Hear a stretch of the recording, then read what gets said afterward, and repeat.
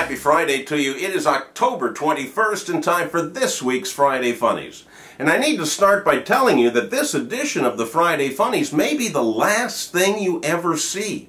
According to delusional whack job radio host, and yes, I realize that's a redundancy, Harold Camping, the world is scheduled to end today. Now bear in mind that this was the same guy who said it was going to end on May 21st, but he later recanted that and said he miscalculated by 5 months. Personally, I think this guy might be wrong again, but at least this time, I am not going to give away all of my earthly possessions ahead of time. Fool me once, shame on you. Fooled me twice, I'm an idiot.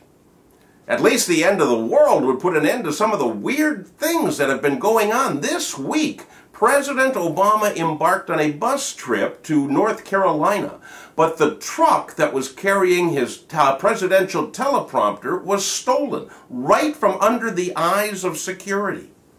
The president was speechless. Well, that's just the tip of the news iceberg this week. Let's take a look at some of the 90% that's still underwater.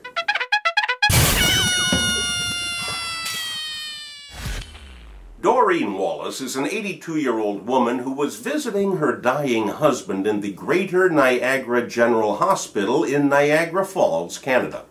As she was leaving with her son, she slipped in the hotel lobby, fell, and broke her hip. Well, she thought since she's already in the hospital, she would be attended to immediately, but she was told that no one could help her until an ambulance came to the hospital. She's already at the hospital. Eventually, 2 nurses came, but they said they couldn't treat her until paramedics arrived, who were in the ambulance on their way to the hospital where she's still lying on the floor. So a word to the wise when traveling in Canada: do not, I repeat, do not have a heart attack while inside of a hospital. Crawl outside to where the ambulances are parked to increase your odds of survival.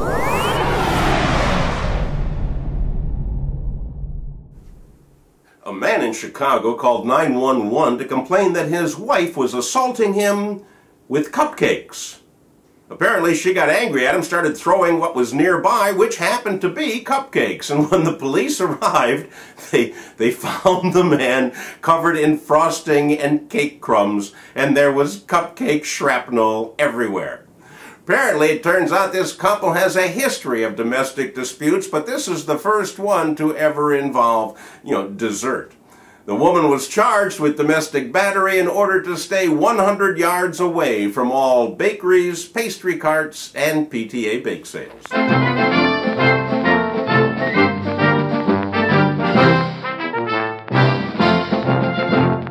Our first stop is Tudhoe, England, a small town in County Durham. And I'm guessing there's not much to do in Tudhoe on a Saturday night other than get drunk and see what you can fit over your head.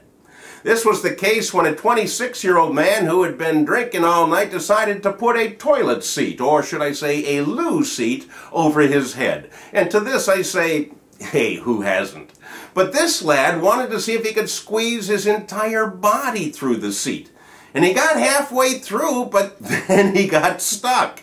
And the loo seat would not move, so the fire department was called, and the Durham County firefighters eventually, when they quit laughing, they were able to free the man using the plunger of life. He kept the seat as a souvenir.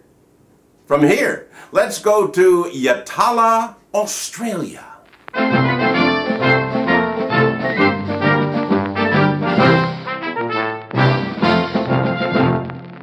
Yatala, Australia is the kind of city that protects its drunks. Apparently when Aussies get drunk in Yatala, they tend to fall down and to break their bones.